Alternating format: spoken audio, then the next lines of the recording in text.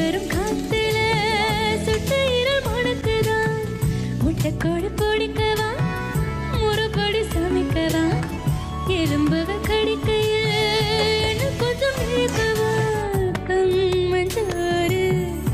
ருசிக்கவா சமைச்ச கைய கொஞ்சம் ரசிக்கவா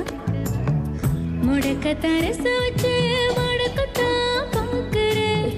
ரெட்டை தோசை சுட்டு வச்சு காவ காக்கிறேன் முக்கண்ணு நாங்கதான் நிக்கிறேன் மண்டி நீ கங்கையே கேட்கிறேன் சர சர சார காத்து வீசும்போது சார